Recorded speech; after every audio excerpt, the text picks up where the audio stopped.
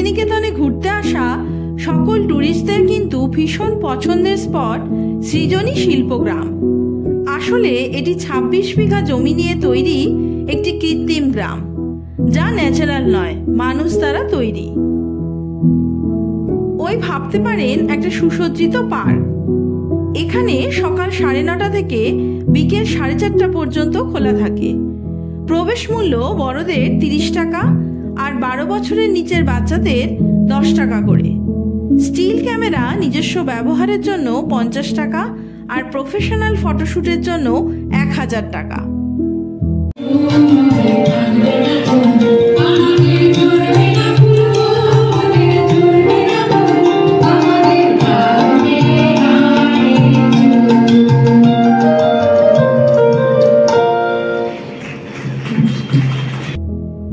আজ ৩০শে মার্চ।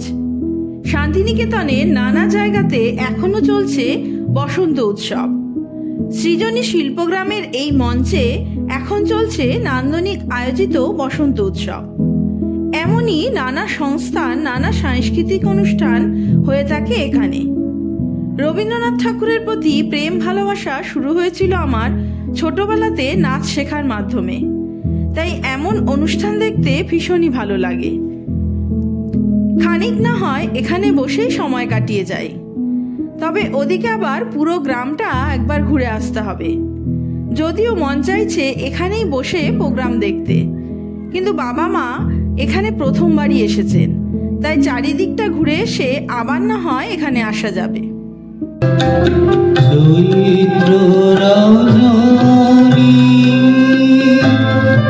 আজ বসে আছি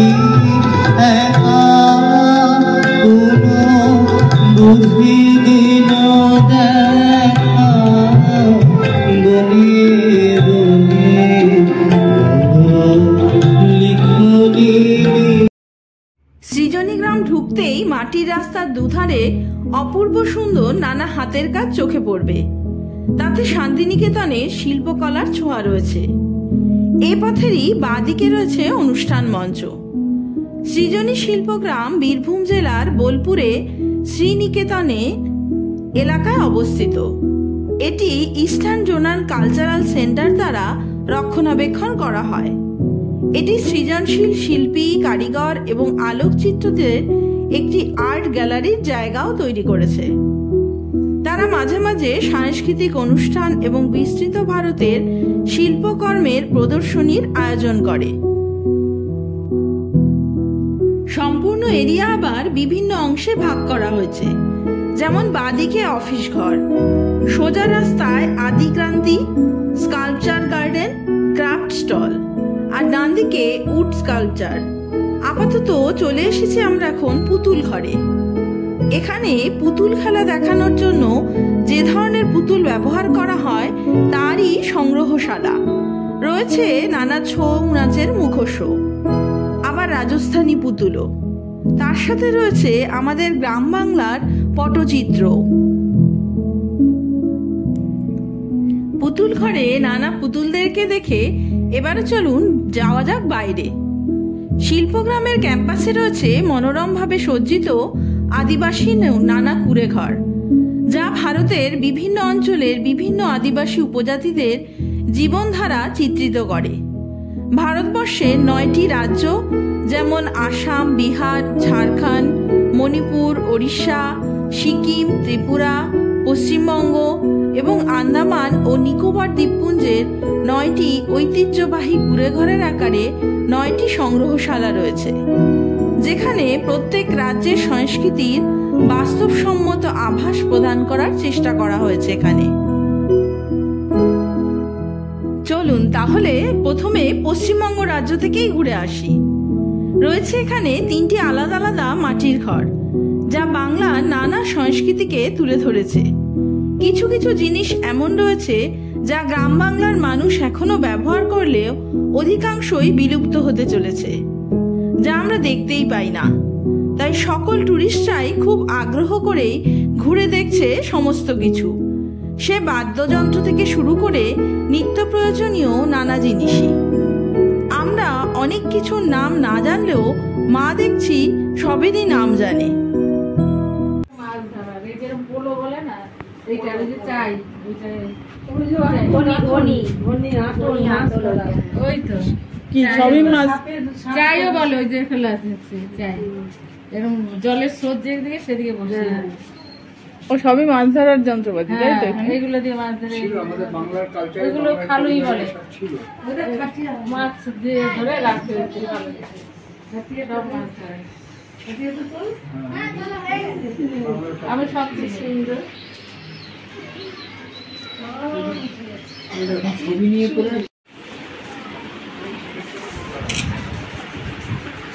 একটা মানে নরমাল মনে হচ্ছে একটা মানুষ না, মনে হচ্ছে সিনারি বানানো, দেখো। হ্যাঁ চলো। পশ্চিমবঙ্গ রাজ্য তো ঘোরা হলো, এবারে চলুন যাই উড়িষ্যা রাজ্য। উড়িষ্যার ঘরের সামনের দেওয়ালে অপূর্ব সব পটচিত্র আঁকা রয়েছে।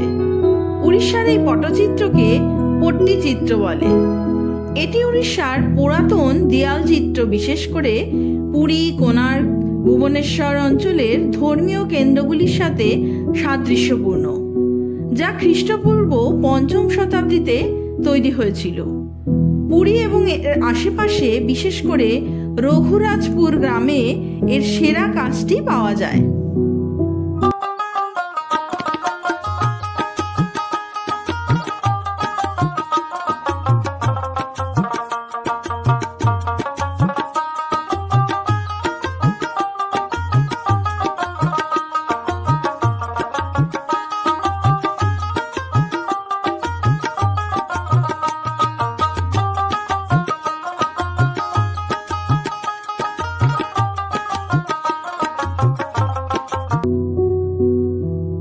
নয়টি রাজ্যের সবকটি যদি নিখুঁতভাবে দেখতে চান, তাহলে অনেক সময় হাতে নিয়ে আসবেন, কারণ প্রত্যেক রাজ্যেরই আলাদা আলাদা শিল্প সংস্কৃতি দেখতে বেশ ভালোই লাগবে। তবে আমার মনে হয় প্রত্যেক ঘরে কি কি আছে আর তার নাম ও বৈশিষ্ট্য লেখা থাকলে আরো বেশি ভালো হতো, কারণ সব রাজ্যের কালচার সম্পর্কে বেশি করে জানতে ইচ্ছে করছে, যার অনেক কিছুই আমি জানি না। বিহার রাজ্যের মধুবনী আর্ট দেখে চলে আসলাম আসাম রাজ্যের ঘরে। আসাম রাজ্যের ঘরের দেওয়ালে আঁকা চিত্রের সাথে সাথে এখানে ঢুকতেই মেখলা বানানোর যন্ত্র রয়েছে। তাছাড়াও নানা ঐতিহ্য রয়েছে এখানে। আসাম তার রেশম, বেত এবং বাঁশজাত পণ্যের জন্য বিখ্যাত। পাশাপাশি ধাতব শিল্প, মৃৎশিল্প, গয়না ইত্যাদির মতো অন্যান্য শিল্পকর্মের জন্যও বিখ্যাত। এর ঠিক উল্টো দিকে ত্রিপুরা রাজ্যের ঘর, যার দেয়ালে ফুলের নামকরণ করা রয়েছে।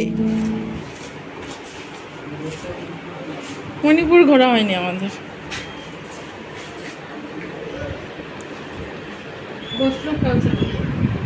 হ্যাঁ, বৈষ্ণব তো প্রচুর বৈষ্ণব মণিপুরে।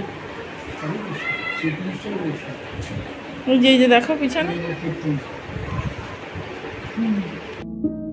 মণিপুর রাজ্য ঘুরে নিয়ে এবারে চলুন আন্দামান ও নিকোবর দ্বীপপুঞ্জে।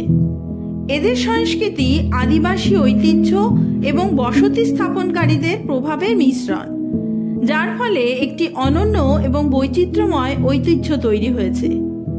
নিগ্রয়েড এবং মঙ্গলয়েড গোষ্ঠীসহ আদিবাসী উপজাতিরা তাদের স্বতন্ত্র পরিচয় এবং সংস্কৃতি সংরক্ষণ করে চলেছে আন্দামানে।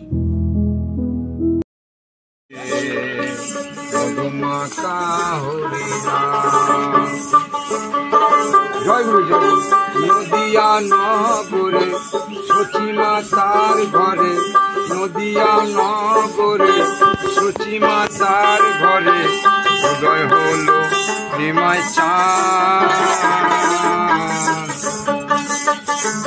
কে আনিল রে, কোথায় ছিল রে মধুমাখা হরিণা, মধুমাখা হরিণা, হরিনাম ভজ।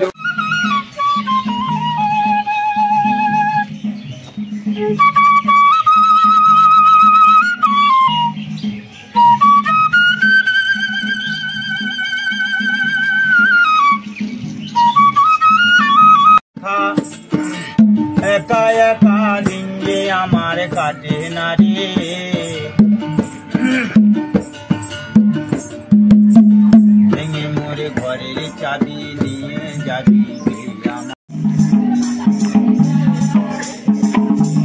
শান্তিনিকেতন ঘুরতে আসলে বীরভূমের সংস্কৃতি, বাউল গান, আঁকা, হাতের কাজ, আদিবাসী নৃত্য সবই আপনি উপভোগ করতে পারবেন, যা রবীন্দ্রপ্রেমী মানুষজনের কাছে ভীষণ প্রিয়। ওদিকে পুরুলিয়ায় গিয়ে ছৌ নাচ দেখার জন্য 5,000 টাকা ধার্য করা হয়েছিল আমাদের এবার, তাই আর এবারে দেখা হয়নি। অবশ্য ছৌ নাচের ক্ষেত্রে বাদ্য যন্ত্র, সাজসজ্জা নিয়ে সবকিছুই খরচা সাপেক্ষ। সে যাই হোক, এক এক জায়গার এক একটা কালচার। সৃজনী শিল্পগ্রামেও রয়েছে সোনাঝুরি হাটের মতোই এক হাট, যেখানে অনেক দোকানপাটও মেলে বসেছে স্থানীয়রা। সেদিকটা আর গেলাম না। এই অঞ্চলটি আদিক্রান্তি। এই প্যাভিলিয়নে পূর্ব ভারতের উপজাতীয় বীরদের যথা বিরসা মুন্ডা, লক্ষণ নায়ক, বাণী গায়ত্রিনী, সিধু কানুহ, তিলকা মাঝি এবং তীরথ সিংকে উৎসর্গ করা হয়েছে। তাছাড়াও বৌদ্ধ মূর্তি সহ ভারতীয় সংস্কৃতির নানা নিদর্শনও রয়েছে। সবকিছু মিলিয়ে মিশিয়ে দারুণ লাগলো কিন্তু এই সৃজনী শিল্পগ্রাম ঘুরতে। শান্তিনিকেতন আসলে এখানে আসতে ভীষণই ভালো লাগে।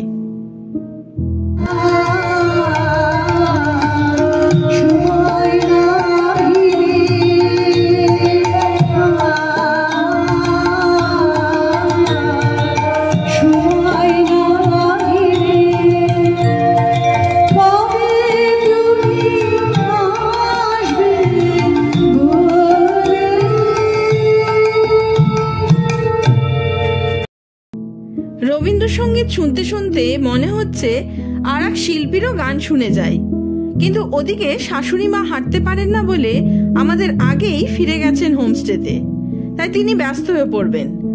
আমরাও এবার ফিরব। আপাতত আমাদের ঠিকানা সীমান্তপল্লীতে বনবাণী হোমস্টে। টোটো দাদাকে আবার কিছুক্ষণ বাদেই আসতে বললাম বোলপুর যাওয়ার জন্য।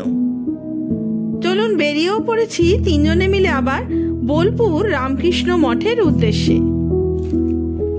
1954 সালে বোলপুরে শ্রী শ্রী রামকৃষ্ণ আশ্রম নামে প্রতিষ্ঠিত হয়েছিল, কিন্তু 1920 সালের জুলাই মাসে রামকৃষ্ণ মঠ কর্তৃক অধিগ্রহণ করা হয় এটি, এবং এর নামকরণ করা হয় রামকৃষ্ণ মঠ।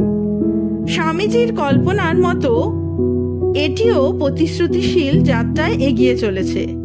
শ্রী রামকৃষ্ণ, শ্রী মা শারদা দেবী এবং স্বামী বিবেকানন্দের শিক্ষা ও আদর্শ এবং বেলুড় মঠের প্রশাসনিক ও আধ্যাত্মিক নিদর্শনায় রামকৃষ্ণ মঠ বোলপুর আশেপাশের ভক্তদের সেবায় নিবেদিত, যাতে শ্রী রামকৃষ্ণ যা প্রচার করেছিলেন তা পবিত্র করা হয়। ভক্তের হৃদয়ে ঈশ্বরের বাস।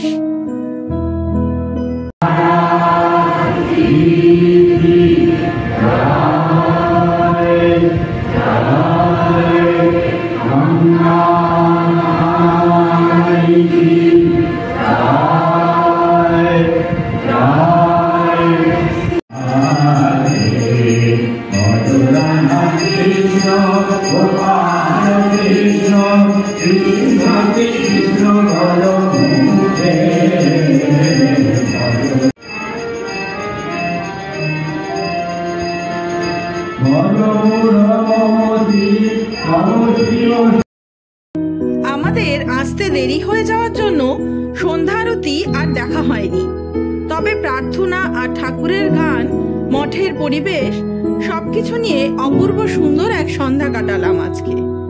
ঠাকুরের সামনে বসে থাকতে থাকতে কিভাবে সময় কেটে গেল বুঝতেই পারলাম না। এখন মনে হচ্ছে দিনের আলো থাকতে আসলেই আরো ভালো হতো। এই মঠে প্রতিদিনের উপাসনা, আধ্যাত্মিক বক্তৃতা, ভক্তদের সম্মেলন হয়ে থাকে। তাছাড়াও প্রধান ধর্মীয় উৎসবের জন্মদিন উদযাপন করা হয়। মঠে জুনিয়র বেসিক স্কুল রয়েছে, 2টো স্টাডি সার্কেল রয়েছে, পাবলিক লাইব্রেরি, একটি হোমিওপ্যাথিক ডিসপেন্সারি, তাছাড়াও 4টি উপজাতীয় গ্রামে চিকিৎসা শিবিরও রয়েছে। মঠ সকাল 5টা থেকে 11:30 পর্যন্ত আর বিকেল 3:30 থেকে 7:30 পর্যন্ত খোলা থাকে। যে কোনো মন্দির বা ধর্মীয় স্থানে সময় কাটাতে ভীষণই পছন্দ আমার। তবে শান্তিনিকেতন এসে এই প্রথমবার রামকৃষ্ণ মঠে আসলাম। বোলপুর স্টেশন থেকে টোটোতেও আসতে পারেন এখানে। রামকৃষ্ণ রোডের ওপর অবস্থিত এই মঠ। চলুন এবারে ফেরা যাক। ব্যস্তময় বোলপুর শহর পার করার সময় টোটো দাদা সর্বমঙ্গলা থেকে মিষ্টি নিতে বললেন, কারণ এখানকার মিষ্টি নাকি স্পেশাল। সন্ধ্যের খাবার কিনে নিয়ে ফিরলাম সীমান্তপল্লীর বনবাণী হোমস্টেতে। আজ তবে এই পর্যন্তই থাক। আপনাদের সাথে দেখা হবে নতুন আর একটা ব্লগ নিয়ে, নতুন আর এক জায়গায়। ততদিন সবাই সুস্থ থাকবেন, ভালো থাকবেন। নমস্কার।